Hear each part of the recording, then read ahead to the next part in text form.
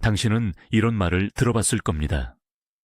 감정을 솔직하게 표현하라. 이것은 현대 남성에게 주어진 가장 파괴적인 조언 중 하나입니다. 왜냐하면 세상은 당신의 감정에 관심이 없기 때문입니다. 세상은 당신의 결과에만 관심이 있습니다.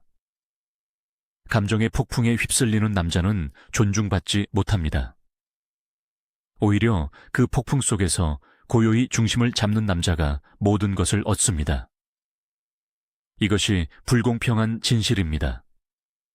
대부분의 남성은 외부 자극에 무의식적으로 반응하며 평생을 보냅니다. 하지만 소수의 남성, 상위 1%의 남성은 이 게임의 본질을 압니다. 그들은 감정을 없애는 것이 아니라 감정의 파도를 타는 법을 배웁니다. 오늘 우리는 그들이 사용하는 단 하나의 강력한 시스템, 바로 정신적 다체에 대해 이야기할 것입니다. 이것은 당신이 외부 세계의 혼돈으로부터 당신의 내면을 지키는 유일한 방법입니다. 영상을 시작하기 전 댓글에 당신을 가장 흔드는 감정이 무엇인지 적어보십시오. 인정하는 것이 변화의 첫걸음입니다. 우리는 역사상 가장 시끄러운 시대에 살고 있습니다. 스마트폰은 1분마다 당신의 주의를 요구하고, 뉴스는 끊임없이 공포와 분노를 조장하며, 소셜미디어는 당신의 삶을 타인과 비교하게 만듭니다. 이 모든 것은 당신의 정신을 약화시키기 위해 설계된 정교한 시스템입니다. 당신이 감정적으로 반응할수록 시스템은 더 강력해집니다. 당신이 분노하고 불안해하고 좌절할 때 당신은 자신의 힘을 외부 세계에 넘겨주는 것입니다. 많은 남자들이 이것을 개인적인 실패로 여깁니다. 내가 왜 이렇게 감정적일까? 나는 왜 이렇게 약할까? 라고 자책합니다. 하지만 이것은 당신의 잘못이 아닙니다. 이것은 당신의 정신력을 향한 현대 사회의 조직적인 공격입니다. 이 사실을 인지하는 것이 첫 번째 단계입니다. 당신은 지금 보이지 않는 전쟁터 한가운데에 서 있습니다. 그리고 이 전쟁에서 승리하기 위해서는 외부의 소음을 차단하고 내면의 고요를 지킬 수 있는 강력한 방어 체계가 필요합니다. 그것이 바로 우리가 오늘 구축할 정신적 다치입니다. 첫 번째 원칙은 통제의 이분법을 이해하는 것입니다. 이것은 스토아 철학의 가장 근본적인 개념이자 당신의 정신적 에너지를 100% 효율적으로 사용하는 열쇠입니다. 세상의 모든 일은 두 가지로 나뉩니다. 당신이 통제할 수 있는 것, 그리고 통제할 수 없는 것. 대부분의 사람들은 자신이 통제할 수 없는 것들에 집착하며 인생을 낭비합니다. 타인의 평가, 경제 상황, 정치, 심지어 날씨까지. 그들은 이런 것들에 대해 분노하고 걱정하지만 그들의 감정은 현실을 단 1mm도 바꾸지 못합니다. 이것은 허공에 주먹질하는 것과 같습니다. 지치는 것은 자기 자신뿐입니다. 반면 강한 남자는 자신의 통제권이 미치는 영역에만 집중합니다. 그것은 무엇일까요? 바로 당신의 생각, 당신의 판단, 당신의 행동입니다. 이것이 당신이 가진 유일한 왕국입니다. 외부에서 어떤 폭풍이 몰아치든 당신의 내면 왕국은 당신의 통치에 있습니다. 이 진실을 받아들이는 순간 당신은 엄청난 자유를 느끼게 될 것입니다. 더 이상 통제할 수 없는 것들에 에너지를 뺏기지 않기 때문입니다. 이제 당신은 통제할 수 있는 것과 없는 것을 구분했습니다. 그렇다면 다음 단계는 무엇일까요? 바로 내면의 요새를 구축하는 것입니다. 당신의 마음은 성과 같습니다. 훈련되지 않은 마음은 성문이 활짝 열려 있어 외부의 어떤 사소한 자극도 쉽게 침입하여 혼란을 일으킵니다. 부정적인 뉴스, 무례한 사람의 한마디, 예상치 못한 문제. 이것들이 당신의 내면을 점령하고 당신을 감정의 포로로 만듭니다. 내면의 요새를 구축한다는 것은 당신의 생각과 판단이라는 성벽을 단단히 세우는 것을 의미합니다. 외부 사건 그 자체는 당신에게 영향을 미치지 못합니다. 당신을 괴롭히는 것은 그 사건에 대한 당신의 판단입니다. 예를 들어 비가 온다는 것은 중립적인 사실입니다. 하지만 여기에 비 때문에 내 계획을 망쳤어. 정말 최악의 날이야 라는 판단이 더해지는 순간 당신의 감정은 부정적으로 변합니다. 강한 남자는 이 둘을 분리하는 훈련을 합니다. 그는 사건을 객관적으로 관찰하고 그것에 파괴적인 판단을 덧붙이는 것을 거부합니다. 이것이 바로 당신의 요새를 지키는 파수꾼의 역할입니다. 당신의 마음에 들어오는 모든 생각을 검문하십시오. 그것이 당신에게 힘을 주는 생각입니까? 아니면 당신을 약하게 만드는 생각입니까? 당신의 요새가 견고해졌다면 이제는 더 공격적인 훈련으로 넘어가야 합니다. 이것을 부정성 시각화라고 부릅니다. 많은 자기계발서는 긍정적인 생각만 하라고 말합니다. 하지만 이것은 현실을 무시하는 위험한 발상입니다. 스토아 철학자들은 반대로 행동했습니다. 그들은 매일 아침 그날 일어날 수 있는 최악의 상황을 상상했습니다. 프로젝트가 실패하는 것, 재산을 잃는 것, 사랑하는 사람과 다투는 것. 이것은 스스로를 괴롭히기 위함이 아닙니다. 이것은 미래의 충격에 대비한 정신적 예방접종입니다. 예상치 못한 불행이 닥쳤을 때 대부분의 사람들은 충격과 혼란에 빠집니다. 하지만 당신은 이미 마음속으로 수십 번 그 상황을 겪어봤습니다. 당신은 놀라지 않습니다. 오히려 침착하게 내가 예상했던 일이군. 이제 어떻게 대처해야 할까라고 생각하게 됩니다. 이것은 당신에게 엄청난 심리적 우위를 제공합니다. 불행은 더 이상 당신을 기습하는 적이 아니라 당신이 이미 대비하고 있던 시나리오의 일부가 됩니다. 당신은 더 이상 운명의 피해자가 아니라 어떤 상황에도 대처할 준비가 된 전략가가 되는 것입니다. 네 번째 기둥은 자발적 불편함을 실천하는 것입니다. 현대 사회는 우리를 편안함의 노예로 만들었습니다. 우리는 항상 가장 쉬운 길, 가장 쾌적한 환경을 찾습니다. 하지만 편안함은 강인함의 적입니다. 근육을 키우기 위해 무거운 것을 들어야 하듯 정신적 강인함을 키우기 위해서는 의도적으로 불편함을 겪어야 합니다. 이것은 거창한 일이 아닙니다. 아주 작은 것부터 시작할 수 있습니다. 차가운 물로 샤워하기, 엘리베이터 대신 계단 이용하기, 하루 동안 스마트폰 없이 지내기, 의도적으로 배고픔을 참아보기. 이러한 작은 불편함들은 당신의 의지력을 단련시키는 훌륭한 훈련입니다. 당신은 당신의 몸과 감각이 보내는 편안해지고 싶다는 나약한 신호를 의식적으로 거부하는 법을 배우게 됩니다. 이 훈련을 통해 당신은 깨닫게 될 것입니다. 당신이 생각했던 것보다 훨씬 더 많은 것을 견딜 수 있다는 사실을 말입니다. 그리고 이 자신감은 당신의 삶 전체로 퍼져나갑니다. 진짜 어려움이 닥쳤을 때 당신은 이미 수많은 작은 전투에서 승리한 베테랑처럼 침착하게 맞설 수 있습니다. 다섯 번째, 당신은 객관적인 시선을 훈련해야 합니다. 우리는 세상을 있는 그대로 보지 않습니다. 우리는 우리의 감정, 편견, 과거의 경험이라는 필터를 통해 세상을 봅니다. 이 필터는 중립적인 사건에 불필요한 드라마와 의미를 부여합니다. 예를 들어 직장 상사가 당신의 보고서를 비판했다고 가정해 봅시다. 대부분의 사람들은 이것을 나를 무시하는 거야. 나는 능력이 없나 봐와 같은 개인적인 공격으로 받아들입니다. 감정이 폭발하고 며칠 동안 그 생각에 시달립니다. 하지만 객관적인 시선은 무엇일까요? 상사가 보고서의 특정 부분에 대해 수정 의견을 제시했다. 이것이 전부입니다. 여기에는 어떤 드라마도 어떤 모욕도 없습니다. 그저 사실만이 존재할 뿐입니다. 스토아 철학자들은 사건을 그것의 본질로 환원하는 훈련을 했습니다. 말, 행동 사건에서 당신의 주관적인 해석을 걷어내십시오.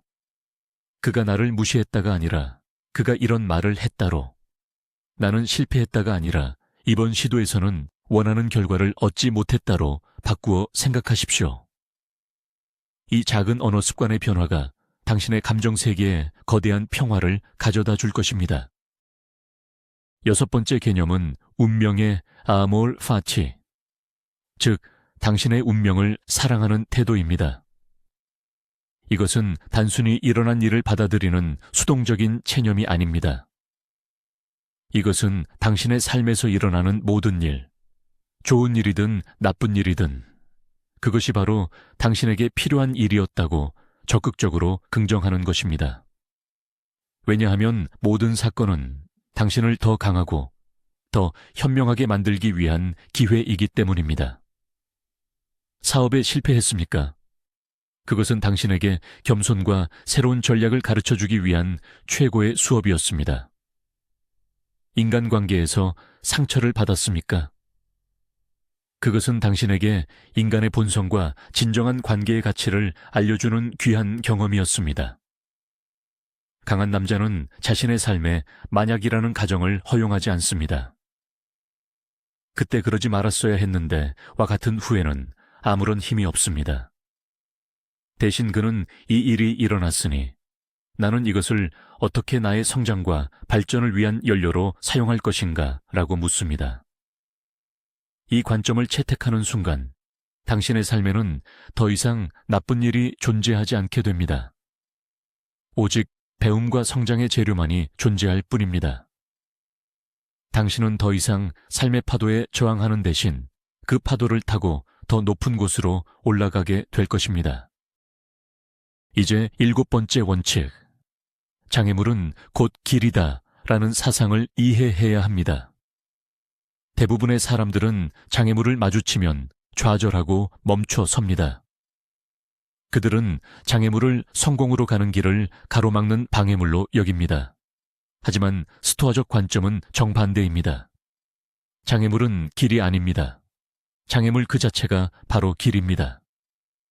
당신이 마주치는 모든 어려움, 모든 문제, 모든 시련은 당신이 새로운 기술을 배우고 당신의 성격을 단련하며 당신이 누구인지를 증명할 기회입니다. 어려운 프로젝트는 당신의 문제 해결 능력을 시험하고 까다로운 인간관계는 당신의 인내심과 공감 능력을 키워줍니다. 두려움은 당신에게 용기를 발휘할 기회를 줍니다. 이 관점을 가지면 당신은 더 이상 어려움을 피하지 않게 됩니다. 오히려 그것을 환영하게 됩니다. 마치 운동선수가 더 무거운 역기를 통해 근육을 키우듯 당신은 더 어려운 문제를 통해 정신력을 키웁니다. 당신의 삶에서 가장 큰 성장은 언제나 가장 큰 장애물을 극복했을 때 찾아옵니다. 그러니 다음에 장애물을 마주치거든 불평하는 대신 이렇게 생각하십시오. 아, 드디어 내가 더 강해질 기회가 왔구나. 여덟 번째, 메멘토 모리, 메멘토 모리, 즉 죽음을 기억하라는 경고를 매일 상기해야 합니다. 이것은 우울한 생각이 아닙니다. 오히려 이것은 당신의 삶에 엄청난 활력과 집중력을 불어넣는 가장 강력한 도구입니다. 우리는 마치 영원히 살 것처럼 행동합니다. 중요하지 않은 일에 시간을 낭비하고 사소한 것에 분노하며 해야 할 일을 내일로 미룹니다. 하지만 진실은 우리의 시간은 유한하다는 것입니다. 언젠가 이 모든 것은 끝납니다. 이 사실을 매일 아침 상기하면 당신의 우선순위는 극적으로 명확해집니다. 타인의 사소한 비난이 정말 중요한가? 어제의 실수가 오늘을 망칠 만큼 가치가 있는가? 텔레비전 앞에서 시간을 보내는 것이 당신의 꿈을 이루는 것보다 더 중요한가? 죽음이라는 렌즈를 통해 삶을 바라보면 모든 소음이 사라지고 본질만이 남습니다. 당신은 더 이상 사소한 감정의 동요에 휘둘리지 않습니다. 당신에게는 그럴 시간이 없습니다. 당신은 당신의 목표, 당신의 가치, 당신이 사랑하는 사람들에게 집중하게 됩니다. 죽음을 기억하는 것은 삶을 가장 충만하게 사는 방법입니다. 9번째, 당신은 위에서 내려다보는 시점을 연습해야 합니다. 우리의 문제와 걱정은 종종 우리 바로 눈앞에 있을 때 거대해 보입니다. 우리는 그것에 압도당하고 그것이 세상의 전부인 것처럼 느낍니다. 하지만 한 걸음 물러나 더 넓은 관점에서 바라보면 어떨까요? 상상해 보십시오. 당신이 지금 있는 도시 위를 날고 있습니다. 당신의 집, 당신의 회사가 보입니다. 더 높이 올라가 당신이 사는 나라 전체를 봅니다. 더 높이 지구 전체가 푸른 구슬처럼 보입니다. 이제 그 거대한 우주 속에서 당신의 문제를 다시 생각해 보십시오. 당신을 화나게 했던 그 사람의 말, 당신을 걱정하게 했던 그 문제가 얼마나 작게 느껴집니까? 이것은 당신의 문제를 하찮게 여기라는 뜻이 아닙니다. 그것을 올바른 관점 안에 두라는 의미입니다. 대부분의 우리의 걱정은 우주의 거대한 시간과 공간 속에서 먼지보다 작은 존재입니다. 이 연습은 당신을 사소한 집착에서 벗어나게 하고 당신의 감정을 즉시 진정시키는 효과가 있습니다. 당신은 더 큰 그림을 보게 되고 진정으로 중요한 것에 다시 집중할 수 있게 됩니다. 10번째 원칙은 당신의 언어를 통제하는 것입니다. 말은 단순히 생각을 표현하는 도구가 아닙니다. 말은 당신의 현실을 창조합니다. 당신이 사용하는 단어는 당신의 감정과 행동에 직접적인 영향을 미칩니다. 예를 들어 힘든 상황에 처했을 때 이건 재앙이야, 나는 끝났어 라고 말하는 사람과 이건 도전적인 상황이군, 여기서 무엇을 배울 수 있을까 라고 말하는 사람의 결과는 완전히 다를 것입니다. 전자는 무력감에 빠지고 후자는 해결책을 찾기 시작합니다. 강한 남자는 자신의 언어를 의식적으로 선택합니다. 그는 과장되고 극적이며 감정적인 표현을 피합니다. 대신 그는 정확하고 객관적이며 건설적인 언어를 사용합니다. 당신의 입에서 나오는 말을 감시하십시오. 불평, 비난, 자기 연민의 언어를 사용하고 있지는 않습니까? 그것들을 즉시 멈추고 가능성, 책임, 성장의 언어로 바꾸십시오. 나는 할 수 없어를 나는 어떻게 할 수 있을지 알아봐야겠어로, 왜 내게만 이런 일이를, 이 경험이 나를 어떻게 더 강하게 만들까로 바꾸는 순간 당신의 뇌는 새로운 해결책을 찾기 시작하고 당신의 세계는 변하기 시작합니다. 11번째, 자극과 반응 사이의 공간을 확보하는 법을 배워야 합니다. 대부분의 사람들은 자극에 즉시 반응합니다. 누군가 무례한 말을 하면 즉시 화를 냅니다. 예상치 못한 문제가 생기면 즉시 불안해합니다. 자극과 반응 사이에 아무런 공간이 없습니다. 그들은 자동 인형과 같습니다. 하지만 진정한 힘은 그 공간 안에 있습니다. 자극이 주어졌을 때 즉시 반응하지 않고 아주 잠깐 멈추는 것입니다. 1초, 2초 혹은 심호흡 한 번. 이 짧은 멈춤의 순간이 당신에게 선택권을 줍니다. 당신은 이전처럼 무의식적으로, 감정적으로 반응할 수도 있고 혹은 당신의 가치와 목표에 부합하는 새로운 반응을 의식적으로 선택할 수도 있습니다. 이 공간을 만드는 가장 좋은 훈련은 침묵입니다. 누가 당신을 비난할 때 즉시 변명하거나 반박하지 말고 몇 초간 침묵하십시오. 충격적인 소식을 들었을 때 즉시 감정을 표출하지 말고 심호흡을 하십시오. 이 찰나의 멈춤이 당신을 감정의 노예에서 당신의 반응을 선택하는 주인으로 만들어줄 것입니다. 12번째, 내면의 점수판에 따라 살아야 합니다. 우리는 끊임없이 외부의 평가에 신경 쓰도록 사회화되었습니다. 타인의 인정, 칭찬, 좋아요 개수. 이것이 외부의 점수판입니다.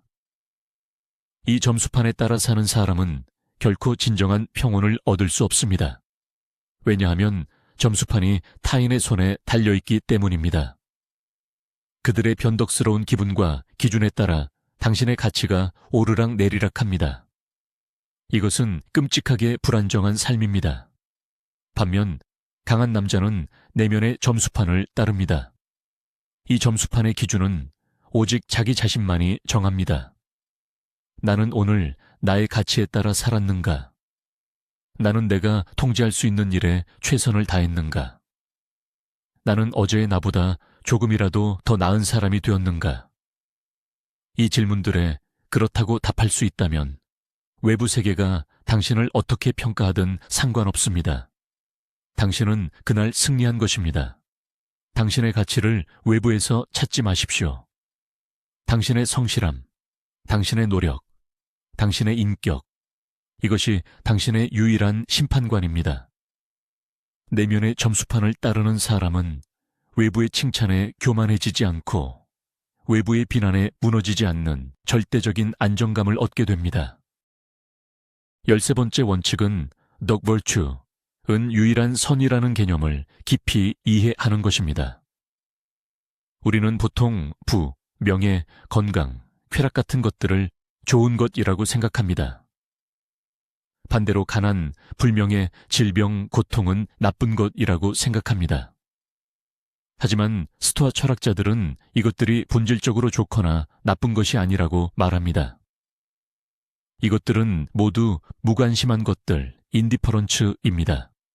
왜냐하면 이것들은 우리의 통제 밖에 있으며 우리의 인격을 좋거나 나쁘게 만들지 않기 때문입니다. 부자이면서 비열한 사람이 있고 가난하지만 고결한 사람이 있습니다. 그렇다면 유일하게 진정한 선군은 무엇일까요? 그것은 바로 덕입니다. 지혜, 용기, 정의, 절제와 같은 당신의 인격적 특성 말입니다. 이것만이 당신이 완전히 통제할 수 있으며 당신을 진정으로 좋은 사람으로 만드는 유일한 것입니다. 이 관점을 채택하면 당신의 삶은 혁명적으로 변합니다. 당신은 더 이상 외부적인 것들을 얻기 위해 당신의 원칙을 타협하지 않습니다. 돈을 더 벌기 위해 거짓말을 하거나 인기를 얻기 위해 비굴해지지 않습니다. 당신의 유일한 목표는 매 순간 가장 덕 있는 사람이 되는 것입니다. 이것이 진정한 부와 명예이며 누구도 당신에게서 빼앗아갈 수 없는 것입니다. 14번째, 당신은 예비조항, 리저브 클로즈를 가지고 행동해야 합니다. 이것은 당신의 모든 행동과 계획에 운명이 허락한다면 이라는 단서를 붙이는 정신적 습관입니다. 예를 들어, 나는 내일 이 프로젝트를 끝낼 것이다. 운명이 허락한다면 이라고 생각하는 것입니다. 이것은 소극적이거나 비관적인 태도가 아닙니다. 오히려 이것은 현실을 가장 명확하게 인식하는 지혜로운 태도입니다. 왜냐하면 우리의 계획은 수많은 외부 요인에 의해 방해받을 수 있기 때문입니다. 갑작스러운 질병, 타인의 실수, 예상치 못한 사고. 이런 일들은 언제나 일어날 수 있습니다. 대부분의 사람들은 결과에 집착합니다. 그래서 계획이 틀어지면 크게 실망하고 좌절합니다. 하지만 예비 조항을 가진 사람은 결과가 아니라 노력에 집중합니다. 그의 목표는 프로젝트를 끝내는 것이 아니라 프로젝트를 끝내기 위해 최선을 다하는 것입니다. 결과는 그의 통제 밖에 있지만 노력은 완전히 그의 통제 안에 있습니다. 따라서 그는 계획이 성공하든 실패하든 마음의 평화를 잃지 않습니다. 그는 자신이 통제할 수 있는 유일한 것, 즉 자신의 의무를 다했기 때문입니다. 이것이 바로 어떤 결과에도 흔들리지 않는 평온의 비결입니다. 15번째, 당신의 욕망을 신중하게 선택해야 합니다. 우리는 많은 것을 원합니다. 더 많은 돈, 더 좋은 차, 더 높은 지위. 하지만 스토아 철학자들은 경고합니다. 당신이 무언가를 원하는 순간 당신은 그것의 노예가 된다고. 당신의 행복은 당신이 원하는 것을 얻었는지 여부에 달려있게 됩니다. 그리고 대부분의 욕망의 대상은 우리의 통제 밖에 있습니다. 이것은 당신의 행복을 외부 세계의 손에 맡기는 것과 같습니다. 그렇다면 어떻게 해야 할까요? 욕망을 완전히 없애라는 뜻이 아닙니다. 당신이 통제할 수 있는 것만을 욕망하라는 의미입니다. 더 현명해지기를 욕망하십시오. 더 용감해지기를 욕망하십시오. 더 절제하기를 욕망하십시오. 이러한 내면적 가치들은 누구도 당신에게서 빼앗아 갈 수 없습니다. 이것들을 추구하는 과정 자체가 당신에게 만족감과 힘을 줍니다. 외부적인 것들에 대해서는 욕망하는 대신 선호하는 태도를 가지십시오. 돈이 있으면 좋지만 없어도 나의 인격은 손상되지 않는다. 건강하면 좋지만 아프더라도 나는 용기 있게 대처할 것이다. 이처럼 당신의 행복을 외부 조건과 분리하는 순간 당신은 진정한 자유를 얻게 됩니다. 당신은 더 이상 세상이 주는 것을 갈망하는 구걸하는 자가 아니라 스스로의 힘으로 만족을 창조하는 왕이 됩니다. 16번째, 당신은 인류 공동체 심파타이아의 일원임을 기억해야 합니다. 우리는 종종 자신을 고립된 개인으로 생각합니다. 나의 문제, 나의 성공, 나의 삶. 하지만 스토아 철학은 우리 모두가 하나의 거대한 유기체, 즉 우주의 일부라고 가르칩니다. 다른 사람들은 당신의 경쟁자가 아니라 당신의 동료이자 형제입니다. 그들의 행동이 당신을 화나게 할 때 기억하십시오. 그들은 무지 때문에, 즉 무엇이 진정으로 좋은 것인지 모르기 때문에 그렇게 행동하는 것입니다. 마치 어둠 속에서 길을 잃은 사람과 같습니다. 그들에게 필요한 것은 당신의 분노가 아니라 당신의 이해와 연민입니다.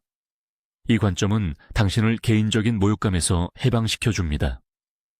다른 사람의 실수는 더 이상 당신에 대한 공격이 아니라 그들 자신의 불행의 표현으로 보이게 됩니다. 또한 이것은 당신에게 더 큰 책임감을 부여합니다. 당신은 이 공동체의 일원으로서 세상을 조금이라도 더 나은 곳으로 만들 의무가 있습니다.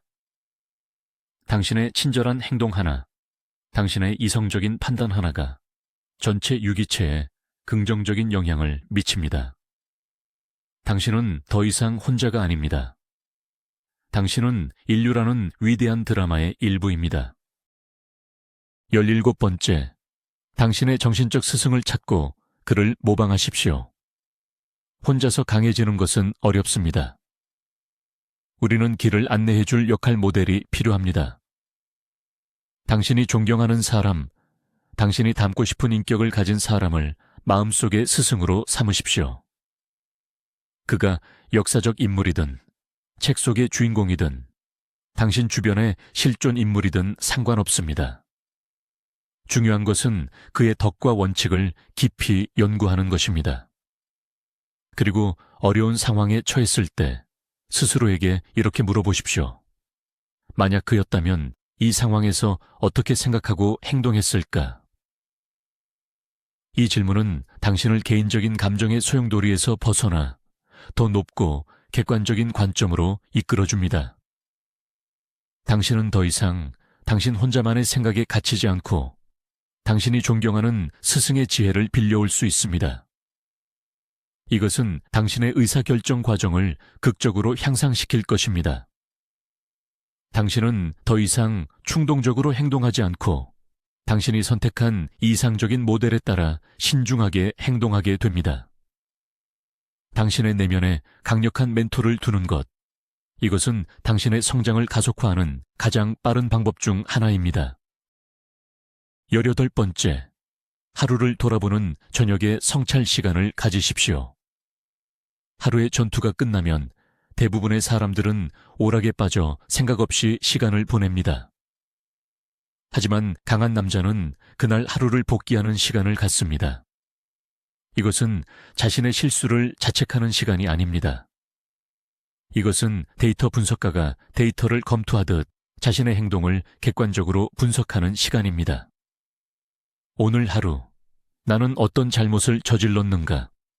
어떤 일을 잘했으며 어떤 일을 하지 말았어야 했는가? 나는 나의 원칙에 따라 행동했는가? 감정에 휩쓸린 순간은 언제였는가? 왜 그랬는가? 이 질문들에 정직하게 답하는 과정을 통해 당신은 당신의 행동 패턴과 약점을 명확하게 파악할 수 있습니다. 이것은 다음 날의 전투를 위한 귀중한 정보가 됩니다. 당신은 같은 실수를 반복하지 않게 되고 당신의 강점은 더욱 강화될 것입니다. 매일 밤 몇 분간의 성찰은 당신이 무의식적으로 인생을 표류하는 것을 막고 의식적으로 당신의 인격을 조각해 나가는 위대한 예술가로 만들어줄 것입니다. 기록하십시오. 당신의 정신적 로그북은 당신이 가진 가장 강력한 무기가 될 것입니다. 19번째, 당신은 단순함의 힘을 이해해야 합니다. 현대 사회는 복잡함을 숭배합니다. 더 많은 소유, 더 많은 정보, 더 많은 활동. 하지만 이것들은 종종 우리의 정신을 산만하게 하고 우리를 본질에서 멀어지게 만듭니다. 스토아 철학자들은 단순한 삶을 찬양했습니다. 그들은 불필요한 것들을 덜어낼수록 진정으로 중요한 것에 집중할 수 있는 정신적 공간이 확보된다는 것을 알았습니다. 당신의 삶을 점검해 보십시오. 당신의 에너지를 낭비하게 만드는 불필요한 소유물은 무엇입니까? 당신에게 아무런 가치를 주지 않으면서 시간만 뺏는 관계는 무엇입니까? 당신의 목표와 상관없는 활동은 무엇입니까? 용기를 내어 이것들을 잘라내십시오. 미니멀리즘은 단순히 물건을 줄이는 것이 아닙니다. 그것은 당신의 삶에서 소음을 제거하고 당신의 영혼이 숨 쉴 공간을 만드는 것입니다. 적게 소유할수록 당신은 더 자유로워집니다. 덜 얽매일수록 당신의 마음은 더 명료해집니다. 진정한 분은 더 많이 갖는 것이 아니라 더 적게 원하는 것입니다. 이것이 바로 어떤 외부 조건에도 흔들리지 않는 내면의 풍요로움입니다. 마지막 20번째, 이 모든 원칙을 하나로 묶는 정신적 다추의 본질을 이해해야 합니다.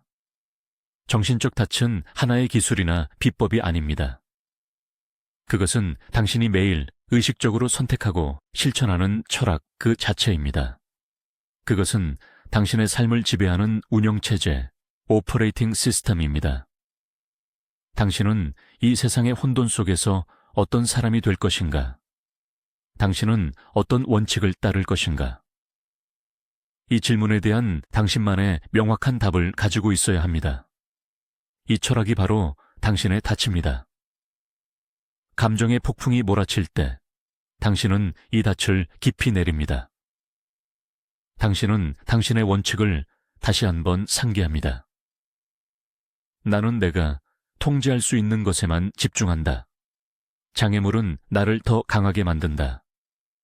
나의 인격이 나의 유일한 재산이다. 이 문장들이 당신을 현실에 단단히 고정시켜 줍니다. 당신은 더 이상 파도에 휩쓸리는 조각배가 아닙니다. 당신은 폭풍의 눈 속에 있는 등대와 같습니다. 외부에서는 모든 것이 흔들리지만 당신의 중심은 절대적인 고요와 평온을 유지합니다. 이것이 바로 감정을 지배하는 자의 모습이며 당신이 오늘부터 걸어가야 할 길입니다. 오늘 우리는 긴 여정을 함께 했습니다. 당신은 감정의 폭풍 속에서 당신을 지켜줄 단 하나의 정신적 닻을 만드는 20가지의 설계도를 보았습니다. 이것은 단순한 지식이 아닙니다. 이것은 당신이 앞으로 살아갈 방식에 대한 선언입니다. 기억하십시오. 이 모든 원칙의 핵심은 단 하나입니다. 당신의 내면 세계는 당신이 완벽하게 통제할 수 있으며 그 내면 세계를 어떻게 구축하느냐에 따라 당신의 외부 세계가 결정된다는 것입니다. 이것이 바로 스토아 철학이 수천 년 동안 가장 위대한 리더들에게 사랑받아온 이유입니다. 그들은 외부 환경의 노예가 되기를 거부하고 스스로의 정신의 주인이 되기를 선택했습니다. 이제 당신 차례입니다. 그 조용한 힘, 그 흔들리지 않는 평온함, 그 어떤 상황도 극복할 수 있다는 깊은 자신감을 느끼십시오. 이것이 당신의 새로운 기본값입니다. 당신의 시간을 투자하여 이 지혜를 탐구한 소수의 한 사람으로서 진심으로 감사를 표합니다. 이 영상이 당신의 내면에 작은 불씨라도 지폈다면 구독을 통해 이 여정에 동참해 주십시오. 그리고 당신이 아는 단 한 명, 이 메시지가 절실히 필요한 남자에게 이 영상을 공유해 주십시오. 마지막으로 댓글에 남겨주십시오. 오늘 배운 것 중 당신이 당장 내일부터 실천할 단 하나의 원칙은 무엇입니까? 선언함으로써 당신의 변화는 이미 시작된 것입니다.